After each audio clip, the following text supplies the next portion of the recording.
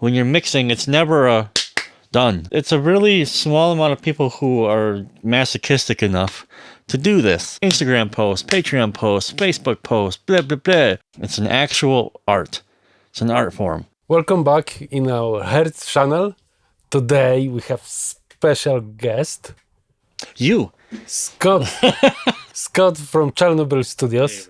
That's the nicest guy, YouTuber we met with Slawek. Killing and really me. great guy. And of course, metalhead, sound engineer, producer. Yeah, exactly. Wow, that was a very good introduction. Thank you very much. First and foremost, awesome to be here because a lot of really great records have been done here. So it's an honor to always come here and hang out with you. So first of all, thank you for allowing me to come here and hang out, work with you, work on the board. It means a lot. Scott, you are mostly, you feel like a YouTuber guy or like a sound engineer? Oh, that's a really good question. You're not the first person to ask that. Yeah, really, in the beginning, I worked hard because my dreams were to work in the studio. So I'm going to be 38 years old this year. So I still remember starting way back in the dark ages before digital really took off. Studios still existed. So it was like, I want to be in a studio. I want to mix. I want to do these things, right? And now as, you know, it took me like 15 years to get at a point where I could do anything worth a damn. And the industry has changed significantly since then, where a lot of people can do things from home. A couple of years ago, I started my YouTube channel really to help people use Cakewalk Sonar. Actually, there weren't a lot of tutorials for Cakewalk Sonar. I had used Cakewalk Sonar since 2003, even earlier. A buddy of mine let me use his version of Cakewalk Pro Audio 9. And so I started doing sonar tutorials, and that was the main reason I started the channel. And then I just was like, well, here's how I do bass stuff. Here's how I do this. Here's how I do that. It wasn't good. Wasn't good at all. But I was still learning. And then it just sort of kind of morphed and evolved into what I do now. Am I a YouTuber or a mixer? I would prefer to be a mixer. But I think in this day and age, you have to be some sort of content creator. I mean, you guys are doing the same thing. You've got Hertz Drums, you got Hertz Studio, Hertz Instruments, and what are you doing? We're doing video content right now, you know, because we have to basically tell the world that we exist. You know, and it's not like the back in the day where you get a Kerrang magazine once whatever your subscription comes in and the world moves slowly. Now it's like Instagram post, Patreon post, Facebook post, blah, blah, blah. And then 10 seconds later, they forgot all about it, right? Because there's been a million other posts. So I think I would say I'm a mixer first. I prefer to mix. I love mixing. I love working on music. And then I wouldn't even call it a necessary evil. It's another aspect that I understand that needs to be done, which is the content, the YouTube stuff. So I do that also. But if you had to sit me down and make a choice, like, what do you want to do full time? I'd rather be here. I'd rather be mixing, producing, recording. What's the biggest challenge with so far with the mixing, with your production stuff? Understanding what I should be listening for. You know, there are plenty of tutorials on YouTube, and they're getting better and better every year as the site exists, right? Again, I started before YouTube even existed. The idea that a top producer would bring a camera into his studio and show you what he's doing was ridiculous 25 years ago. Like, no, not telling you my secrets.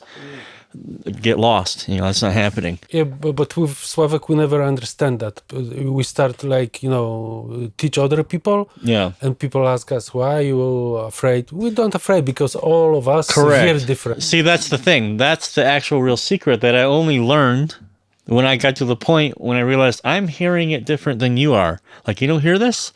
Or you go, yeah, I hear it, but I like it. And I go, ugh. So like we're getting to the same result through a different path in the woods per se. Like there is no secret to a good guitar tone. Great guitar player, you know, decent gear. You don't even need the best gear anymore, and record it and don't clip it, you know, into the DAW, and you can pretty much get a sweet tone. So in the beginning, the hardest thing for sure was deciphering what I'm listening to in the mix. Like, is it really that the bass is too loud or the kick drum's too loud? Why is the bass not working? Why is there not enough lowing? I can hear the kick. The bass guitar is low in the mix. Okay. Is it really that the bass guitar is too low or the rhythm guitars are too loud? It's always opposite. There's always a, when you're mixing, it's never a done. It's, if you do this, you see the relationship. Something is being pulled, something is being pushed. Yeah. So you have to understand, like, no, it's not that the guitars are too low in the mix, it's the bass is too loud. And then now we're starting to move into balance like this. So that was by far the hardest thing. And then being able to make those decisions and understand what exactly is causing the balance to be the way it is. Because I think most people can figure out pretty quick, like, oh, that's a pretty shitty guitar tone, or oof, that's not in balance. But why is it not in balance? What is the right move here? You know, what does balance mean? It means something different to you maybe than it does to Slawek or me. You know, I have no idea. So that was really the hardest thing. It's a very philosophical answer, of course. But the more I do this, the more I realize, yeah, there's from 0 to 20,000 kilohertz, but it's, Yeah, you can do whatever you want. You know, there is no A, B scenario. There's no A, B, C, D, E, F, G. Just do this, this, this, and this. Very rarely can you do that. But when it comes, it's a creative thing. It's an actual art. It's an art form. Yeah, but sometimes I have feeling like most people like watching and looking for tutorials and just they looking for ready answers. For me, they should try to practice, yes, try to record, try to work what's work for them actually. Listen and make like these tips that you show or someone else show useful for them. The main thing is that I always try to tell people is finish the song. Finish the mix. The first mix is always going to suck. It'll always suck ass. All sorts of it's going to be awful, but you finished it and you move on to the next one. Mixing is just practicing the fundamentals, and there's no secret to this. It's EQ, compression. It's literally everything else is always done. EQ, compression, mix balance, obviously most important. Mix balance and EQ, compression, and then you use stuff like the board for saturation, which is a artistic choice in my opinion. You don't have to use that. I like APIs. Why? Because it just sounds cool to me. But I think it's all about like choices, yes? Like my artistic, your artistic vision, It's all different. Yeah, and that's why I make, something very like music interesting, yeah? Because if we're like three of us in that room, so... Everyone's got a different opinion. He's going to hear it different than you, you're going to hear it different than me, and then now we have to have like a discussion like, oh, how are we going to do this? It's a really good example of too many chefs in the kitchen sometime. There should be, you're the mixer, I'm co-mixer, and you're producer or something. So you two are mostly going to talk about stuff. I'm just going to be pushing buttons for you. There's a hierarchy in what's going to happen here. If I'm head mixer, you're head mixer, and he's head mixer, and I go, no, I like this tone. He goes, no, fuck that, I like this tone. Now... It makes sense. Now we're arguing. But just, I don't really care about the YouTube stuff and stuff. It's just that the people who want to find the quick answer. Here's the answer. There isn't one. There's no answer. Yeah, I wouldn't necessarily say stop watching content. Just go, okay, that's a cool idea. Let me try it. Let me try it in the mix. Let me record it. Let me see how I feel about it. Does it make sense to me even? If something just, you look at that and go, just forget about it. Move on to the next thing. We were working on something together here for my Patreon content, and we were doing something. I looked you straight in the eye and I go, I don't hear a difference. And that's okay. Yeah. Scott, one more question. When, for example, the mix is done, so for me, when I turn off that desk and I feel like, okay, this project is done. And there is something like, if client is satisfied, there is, oh, wow. Yeah. I'm happy I finished that. Yeah. So tell me the most happiest moment during your production, which is really makes you happy, whether if I'm doing it for myself or if I'm doing it for a client, it always comes down if I'm able to interpret their vision correctly, because it's got a project the other day, I'm like, hey, what kind of drum sound do you want? I don't know. Well, what kind of bands do you like? This band, and this band. Completely it couldn't have been three different sounds if I had asked, But then having worked with this, you ask more questions. Okay, what do you mean? Like which band's kick drum sound do you like? Oh, okay. What about the snare drum? Okay, cool.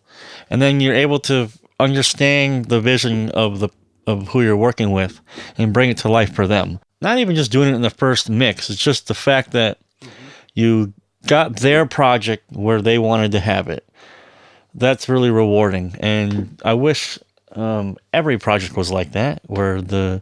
But most of the time, it's like it always is. You only hear about what they don't like, and then they say thank you at the end. When I first started mixing, I just took whatever came to me. He's like, yeah, I'll do it. Yeah, I'll do it free, and then slowly worked my way up, and that was like the worst time of my life. But hands down, the worst clients I ever had to work with. Mix notes are like 3 pages long. Everything's not right. They're just nitpicky. I mean, the more, I have premium prices and I get, cool, sounds good. Please just bump the vocals a little bit for the chorus. Fantastic, print, done. It's like the trust. Mm-hmm. Feeling trusted to do my job is what I like the most. I understand that there will always be something that I could get better at, improve at, or just overall do better. And there are many things in my life where I've had this is interesting. And then I've finished the subject. Like, I learned everything that I can about that, and I'm like, I'm done. And I'm like, okay, whatever. Music is like the black, dark well. You can dig and dig and dig, and you will never get to the bottom. Ever. So I wish all of you guys so passion, like he has it. That was pleasure to talk with Scott, and hope you like it. Thank you. Subscribe us. Visit Scott's channel and see you in the future. I'm going to be sending everyone I know here because there needs to be more subscribers on this channel with Wojtek and Slawek because they have a lot of stuff that you can learn from. And obviously, Hertz Drums, amazing product. I've been using that. Literally every demo I've made for months. It's just, I've sent so many demos to Slawek on WhatsApp, he doesn't even answer me anymore. He's like, cool, sounds good. Now it's just a thumb up emoji because he's just like tired of getting them. I'm just sending him so many songs with Hertz Drums on them, but I love them. It sounds great for what I do. So, yeah, subscribe, please, to, is it Hertz Drums channel or Hertz Instruments? Hertz Drums. Hertz Drums channel, please. And go buy it. Thank you, guys. Thank you, Scott. Awesome, man. Cheers.